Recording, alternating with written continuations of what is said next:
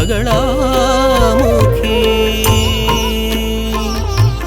मंगलरूपिणी बगलामुखी मंगलकारिणी बगलामुखी मंगलदायिनी बगलामुखी मंगलम मंगलम बगलामुखी। जय जगन्माता देवी बगलामुखी।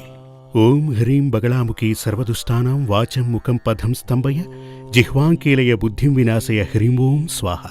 బగళాముఖీ దేవి ఆరాధన పూజలన్నీ కూడా తాంత్రిక విధానుసారం చేయవలసి ఉంటుందని ఇదివరకే నేను చెప్పటం జరిగింది, మీరు విన్నారు కూడా।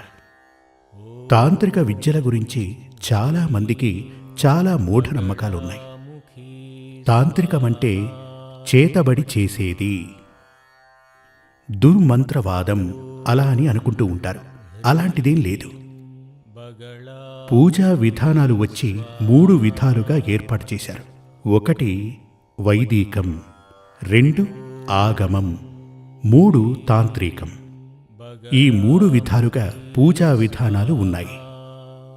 ఏంటంటే మనకు ఈ దేశంలో వచ్చి మనుషుల్ని రక్షించగలిగే వైద్యం 3 విధాలుగా ఉంది కదా।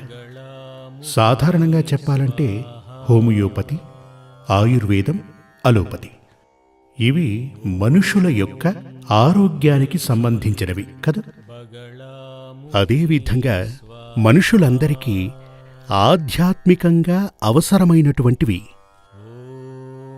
ఆగమశాస్త్రం, వైదిక శాస్త్రం, తాంత్రిక శాస్త్రం। తాంత్రిక శాస్త్రం అనబడే 3 పూజా విధానాలు। ఈ 3 పూజా విధానాలలో మహత్తర శక్తివంతమైన పూజా విధానం ఈ తాంత్రికం। కేరళలో శబరిమల, గురువాయూర్ ఇలాంటి మహాపుణ్యక్షేత్రాలలో నిర్వహించే పూజా విధానం తాంత్రికమే। అది అలా మోసమైన పూజా విధానం। కొన్ని క్షేత్రాల్లో తాంత్రికాన్ని బ్యాన్ చేయమని అంటున్నారని విన్నాను। అదంతా కూడా తాంత్రిక విధానం ఏమిటో వివరంగా తెలియకపోవటం వల్లే। కానీ ఇప్పుడు చాలా క్షేత్రాలలో మోసపూరిత ఆచార్యులు చాలామంది కనపడుతూనే ఉంటారు। దుర్మంత్రవాదం, బ్లాక్ మ్యాజిక్। ఇందులోనే మీరందరూ కూడా వినే ఉంటారు కదా, ఆ టీవీల్లో అక్కడ వస్తూనే ఉంటాయి, నరబలి చేసేశారు అని। అవునా కదా? ఇలాంటివన్నీ దుర్మంత్రవాదులు చేస్తారు। దుర్మంత్రవాదం దీనికి తాంత్రికానికి సంబంధమే లేదు, అది వేరే విధానం। అది విధి కాదు, దాన్నొక పిచ్చితనమని చెప్పవచ్చు। మాంత్రికులు చేసేటువంటి పూజా విధానం అది। తాంత్రికం వచ్చి సాక్షాత్తు మహాదేవుడైనటువంటి పరమశివుడు స్వయంగా మనకు ఇచ్చినది। అంటే మహాదేవుడు భైరవుడు అనే ఋషివర్యుణ్ణి పిలిచి ఆ భైరవునికి మహాదేవుడు ఇలా చెప్పాడు। ఆ భైరవునికి మహాదేవుడు చెప్పాడట, భూమి యందు మనుషులు సంతోషంగా బ్రతకాలి, వారికి ఆపదలు వచ్చినప్పుడు ఆ ఆపదల నుంచి మనం వారిని కాపాడాలి, అందుకుగాను దేవలోకానికి పైనున్నటువంటి దేవీ లోకమునందు దేవతల్ని ఆవాహన చేసుకుని భూమి యందు ప్రతిష్ఠించి ఆరాధన చెయ్యాలి। దానికి ఓ పూజా విధానాన్ని నువ్వు లిఖించవలసి ఉంటుంది, అందుకు మంత్రాలను రచించవలసి ఉంటుంది। ఆ పూజలు మంత్రాలు కూడా 2 విధాలుగా ఉండాలి। 1 దైవ సంతృప్తికి, దైవ చైతన్యానికి అంటే పవర్కి, మరొకటి మనుషుల్ని ఆపదల నుంచి కాపాడటానికి। ఈ విధంగా మహాదేవుడు ఉపదేశించిన ప్రకారం, ఆదేశించిన ప్రకారం లిఖించబడినది। దాని ప్రకారం భైరవుడు అనే ఋషి లిఖించి గ్రంథస్థం చేసినదే తాంత్రిక పూజ। చూసారా? దుర్మంత్రవాదులు నీచ శక్తి కోసం లిఖించబడినది కాదు, మనకు వేదాలు ప్రసాదించినది మహాదేవుడే। వేదదాయకుడు ఎవరు అంటే విష్ణువు కాదు, బ్రహ్మ కాదు, మహాశివుడు। త్రిమూర్తుల యందు మొదటివాడైన శివుడు, మహాదేవుడు అంటే శివుడు, కైలాసనాథుడు, పార్వతీ వల్లభుడు। ఈ చతుర్వేదాలను మనకందించినవాడు మహాదేవుడే। మహాదేవుడు ఏం చెప్తాడంటే, కలియుగం అంతమయ్యేలోపు ధర్మం క్షీణిస్తుంది, అధర్మం తల ఎత్తుకుని తిరుగుతుంది అని చెప్పాడు. మానవులు చాలా అశాంతితో బాధపడతారు. అడ్డంకులు ఏర్పడతాయి, కష్టనష్టాలు ఏర్పడతాయి. మనిషికి ప్రశాంతతే ఉండదు. ప్రశాంతత లభించాలి అంటే, కలి కోపాన్ని కంట్రోల్ చెయ్యాలి అంటే ఈ భూమి మీద దేవతలు నివసించాలి. ఇదివరకు ఈ భూమి యొక్క సంరక్షణ భారాన్ని దేవుళ్లే నిర్వర్తించేవారు, ఇంద్రాది దేవతలు. భూమి సంరక్షకుడు ఎవరు అంటే ఇంద్రుడే. కాని ఈ కలియుగంలో వైదిక యాగాల మంత్రాల ప్రసక్తి లేనే లేదు. ఇప్పుడు చూడండి, ఈ వైదిక యాగాలు ఎక్కడ జరుగుతున్నాయి? చాలా అరుదు కదా. అంటే వివరంగా చెప్పాలంటే ఇంద్రుడు, అగ్ని, వాయువు, వరుణుడు ఇలా ఉన్నటువంటి దైవలోక దేవుళ్ళు, దేవలోక దేవుళ్ళు. వారిలో ముఖ్యుడు దేవేంద్రుడు, అతనే ఇంద్రుడు. వీరికి ఎటువంటి క్షేత్రాలు భూమి మీద లేవు. వీరిని ఎవరూ ఆరాధించడం లేదు. చాలా అరుదుగా కొన్ని కాలాలలో యాగాలు అవి నడుస్తూ ఉంటాయి. అవి మన దేశంలో ఎక్కడ జరుగుతున్నాయో నాకు తెలియదు. కేరళలో చాలా అరుదుగా ఇటువంటి యాగాలు, వైదిక యాగాలు జరుగుతుంటాయట. ముఖ్యంగా కలియుగంలో వైదిక యాగాలకు బదులు, అంటే వేదాలు అని చెప్పబడే దైవాలకు బదులు, అంటే దేవుళ్ల కన్నా దేవతలకే ప్రశస్తి ఎక్కువ, ముఖ్యత్వం. ఎందుకు అంటే కలియుగంలో మనుషుల్ని కాపాడటానికి దేవతలు కావాలి. ఆ దేవతల్ని ఎలా ఆరాధించాలి? ఆ దేవతల్ని ఆరాధించే మనుషులకొచ్చే దోషాల నుంచి అతన్ని ఎలా బయటకు తీసుకురావాలి? అందుకు ఏర్పరిచిన విధి విధానాలే తాంత్రిక పూజలు. మీకొక పెను ప్రమాదం రాబోతోంది అని అనుకోండి జాతకం ప్రకారం. ఇప్పుడు ఇక్కడో తర్కం ఉంది. అప్పుడు ఆ భైరవ ఋషి మహాదేవుని ఇలా అడిగారు, అయ్యా మహాదేవ పరమశివ, జనానికి ప్రమాదాలు పొంచినప్పుడు అందులోంచి వారిని రక్షించటానికి ఈ శాస్త్రం, దానిని తాంత్రిక విధి విధానంలో లిఖించమని చెప్పారు. చేస్తున్నాను. కాని ఆపద రాబోతుందని ఎలా కనుగొంటారు? అది మాత్రమే కాదు, ఏ ఆపదకు ఎలాంటి పూజ చెయ్యాలని ఎలా తెలుస్తుంది? అలా అని శివుణ్ణి అడిగారట. వ్యాధేంటో తెలిస్తేనే కదా వైద్యం చేయగలం కదా. ఆ వ్యాధి ఏమిటి? అది తెలిస్తేనే కదా దానికి మందులేసుకోగలం. అలా చేస్తేనే కదా మనకు వ్యాధి నయమవుతుంది. అందుకొరకే మహాదేవుడు జ్యోతిష్యాన్ని ప్రసాదించారు. అర్థమైందా? మనకు మార్గం చూపించిన మహాదేవుడు మాతృతుల్యుడు, కరుణామూర్తి. ప్రేమే శివం అంటారు. ప్రేమ శివం కాదు, త్యాగమే శివం. శివుడే గనక కోరుకుంటే సకల ఆభరణాలు ధరించి చాలా గంభీరంగా 1000 మంది ఇంద్రులకు సమానంగా జీవించగలరు. కాని ఆయనకు ఏమీ వద్దు. ఓ ఏనుగు చర్మం ధరించి విభూతి పూసుకుని నాకిది చాలు అలా ఉంటారు, అన్నింటినీ త్యాగం చేసి త్యజించి. అటువంటి మహాదేవుడు, కరుణాభరణాన్ని ధరించిన మహాదేవుడు ప్రసాదించినది ఈ తాంత్రికం, జ్యోతిష్. అటుపై మహాదేవునికి కుమారుడైనటువంటి సుబ్రహ్మణ్య భగవానుడు జ్యోతిష్యంలో కొన్ని మార్పులు చేశారట. జ్యోతిష్యంలో కొన్ని కొత్తవి కనుక్కోవటం జరిగింది. ఏది ఏమైనా వీటన్నిటికీ అధిపతి అని చెప్పబడేవారు మహాదేవుడు. అందుచేతనే లోక గురువు, దక్షిణామూర్తిగా కీర్తింపబడ్డారు. లోకానికి గురువెవరు? దక్షిణామూర్తి. ఆ దక్షిణామూర్తే సాక్షాత్తు మహాశివుడు. మహాదేవుడు ప్రసాదించినదే తాంత్రికం. తాంత్రిక విధి పూజలు అంటే చాలా శక్తివంతమైన పూజలు. ఆగమ శాస్త్రానుసారము, వైదిక శాస్త్రానుసారము నమశివాయ అనే మంత్రాన్ని జపిస్తున్నప్పుడు నమశివాయ అలా అంటాం, పంచాక్షరాలు. అదే తాంత్రికంలోకొస్తే ఓం హ్రీం నమశివాయ బీజాక్షరాలు చేరుతాయి, శక్తివంతమవుతాయి.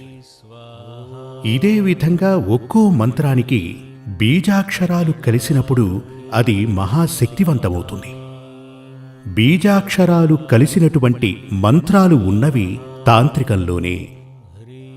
మనకు దోషముంది అనుకుంటే గనక ఆ దోషానికి పరిహారం చెయ్యాలనుకుంటే తాంత్రిక పూజా విధానం వల్లే అవుతుంది. ఇప్పుడు మీరు ఇల్లు కట్టారనుకోండి, ఆ ఇంటిలోకి గృహప్రవేశం అది చేయడానికి పూజలవి చేస్తుంటారు కదా, దానికి వైదిక పూజ చాలు. గణపతి హోమం చేయొచ్చు, నవగ్రహ హోమం చేయొచ్చు, లక్ష్మీ పూజ చేయవచ్చు. ఇదంతా కూడా తాంత్రికంలోనే చేయాల్సిన అవసరం లేదు, వైదికంలోనూ చేయొచ్చు. క్షేత్రాలు అంటే తమిళనాడులో చాలా రకాల క్షేత్రాలు కట్టి విగ్రహ ప్రతిష్ఠ చేసి ఆరాధనవి చేస్తుంటారు కదా, వారు ఆరాధన చేసేది ఆగమ శాస్త్ర విధి విధానుసారం. ఇక కేరళలో ఉన్న ముఖ్య క్షేత్రాలలో, అక్కడున్నటువంటి అన్ని క్షేత్రాలలో అని చెప్పవచ్చు, అక్కడంతా కూడా తాంత్రిక విధానుసారమే పూజలు చేస్తుంటారు. తాంత్రిక విధానుసారం చేసే పూజకు శక్తి ఎక్కువ. అందుచేతనే తాంత్రిక విధానం, తాంత్రికం అంటే చేతబడి చెయ్యటం, దుర్మంత్రవాదం, ఇటువంటి భావన మానుకోండి. ఎందుకంటే తాంత్రికం చేతబడో దుర్మంత్రవాదమూ కాదు. కానీ కొందరు వచ్చి తాంత్రికంలో రెండు నేను ఇదివరకే చెప్పాను కదా, ఒకటి దైవ ప్రీతి కోసం, అంటే దేవుణ్ణి ఆవాహన చేసుకుని ప్రతిష్ఠించి ఆరాధించే పూజా విధానాలు కలది. మరొకటి మనుషులకు రాబోవు దోషాలను రాకుండా చేయటానికి, వచ్చిన దోషాలకు ఉపశమనం కలిగించటానికి చేసేది. ఇది కూడా తాంత్రికమే. ఇదే కాకుండా ఆ భైరవ మహర్షి లిఖించునప్పుడు 2 గ్రంథాలుగా లిఖించారట. ఒకటి భైరవ తంత్రం, మరొకటి కపాల భైరవ తంత్రం. భైరవ తంత్రం అనగా కేరళలో తంత్రివర్యులు అంటుంటారు కదా, అక్కడి క్షేత్రాలలో పూజలు నిర్వహించువారు వీరే. తాంత్రికాన్ని పఠించిన వారు తంత్రి. తంత్రి అని ఎవరినంటారు? తాంత్రికాన్ని క్షుణ్ణంగా పఠించిన వారినే తంత్రి అంటారు. అంటే తాంత్రికంలో చాలా లోతుగా, ఉద్దండులు అని కూడా అనవచ్చు, వారే తంత్రి. అంటే దుర్మంత్రవాదులని అర్థం కాదు, దుర్మంత్రాలు చదివినవారు కాదు. ఈ కపాల భైరవ తంత్రం నుంచే, అంటే కాలం గడిచే కొద్దీ జనాలందరూ కలిసి దానిని దుర్వినియోగం చేశారు. దుర్మంత్రవాదులు చాలామంది ఉన్నారు, కానీ అది వచ్చి చాలా అరుదుగా, దాన్ని చదివి ప్రయోగించిన వారు చాలా అరుదుగా ఉన్నారు. కానీ ఈ భైరవ తంత్రం అని చెప్పబడేది ఖరాఖండిగా, తాంత్రిక విద్య అని చెప్పబడేది ఖరాఖండిగా క్షుద్ర పూజలు, దుర్మంత్రవాదం కాదు. కేరళలోని మహాక్షేత్రాలలో నిర్వహించున్నది తాంత్రిక పూజలే. అందుచేత తాంత్రికం అనగానే భయపడాల్సిన అవసరం లేదు. ఒక వ్యాధి వచ్చినప్పుడు హోమియోపతి మందు తీసుకోవచ్చు, ఆయుర్వేద మందుని తీసుకోవచ్చు, రోగం నయం కావటానికి అలోపతి మందు తీసుకోవచ్చు. కానీ మీకు శీఘ్రంగా నయమయ్యేది ఏది? మీరే చూసుకోండి. శీఘ్రంగా మనం కోలుకునేదేది? మీకు ఒక జ్వరం వచ్చింది, తీవ్రమైన అనారోగ్యం వచ్చింది. ఆ వ్యాధి హోమియోపతి వల్ల త్వరగా నయమవుతుందా, ఆయుర్వేదం వల్ల త్వరగా నయమవుతుందా, అలోపతి వల్ల త్వరగా నయమవుతుందా? అలోపతి తీసుకుంటేనే కదా మనకు త్వరగా నయమవుతుంది. అదేవిధంగా అన్ని పూజా విధానాలకు ఫలముంటుంది, లేదని కాదు. కానీ శీఘ్రముగా మనకు ఫలాన్ని అందించేది తాంత్రికమే. ఎందుకు అంటే పూర్వపు రోజుల్లో, ద్వాపర యుగం నుంచి ఇప్పటి వరకు మనుషులందరికీ ఆయుష్ చాలా తక్కువ. శ్రీకృష్ణ భగవానుడు 120 సంవత్సరాలు బ్రతికారని మనకు తెలుసు. మనకు తెలుసా లేదా? మీకు తెలుసో తెలీదో కానీ నాకు తెలుసు. దీనిని మన గ్రంథాలలో చెప్పటం జరిగింది. అంటే దానికి ముందు త్రేతాయుగంలో పలు లక్షల సంవత్సరాలు బ్రతికారని చెప్తూ ఉంటారు శ్రీరాముని కాలం నాటి జనాలు. ఇప్పుడు మనందరికీ ఆయుష్ తక్కువే. కావాలంటే మీరే ఒకసారి ఆలోచించండి. ఇప్పుడు 100 సంవత్సరాలు బ్రతికిన మనుషులున్నారా? చాలా అరుదు కదా. సరాసరిన మన వయసు ఎంతుంటుంది? ఓ 80 ఏళ్ళు చెప్పచ్చా? ఆలోపే ఊహించని వ్యాధులు మనకొస్తుంటాయి కదా. అంటే మన ఆయుష్ తక్కువగా ఉన్న ఈ కాలంలో ఒక వ్యాధి వచ్చిందంటే, ఓ ప్రాబ్లం వచ్చిందంటే, ఒక సమస్య తలెత్తిందంటే 5 సంవత్సరాల వైద్యం పనికిరాదు.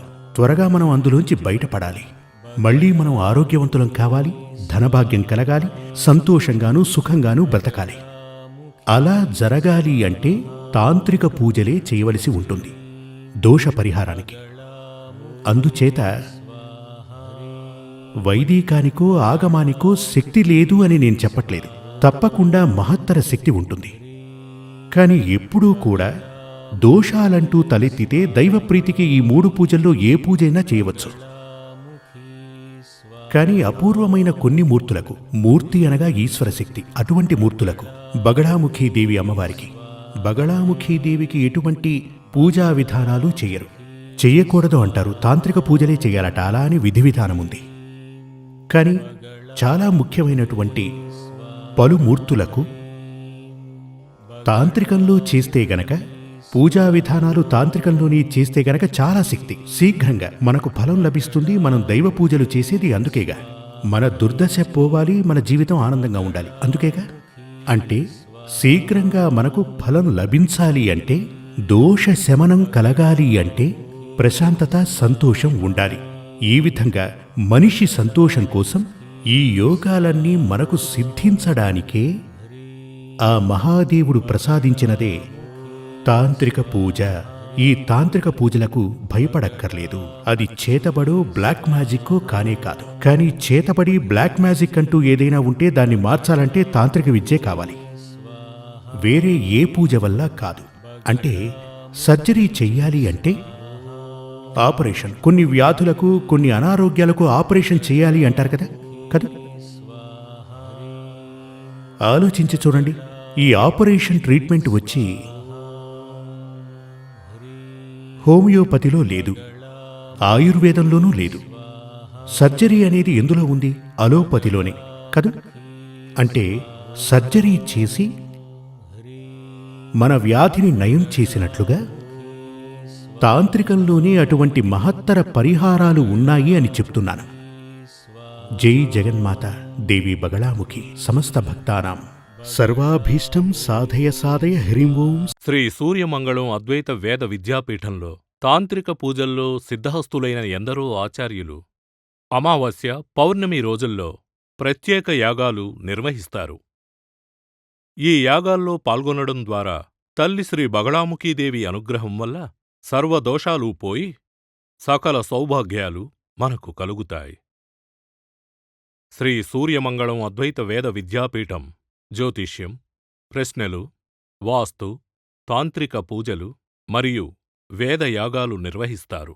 సంప్రదించవలసిన నంబర్ 7305442299 7305442299.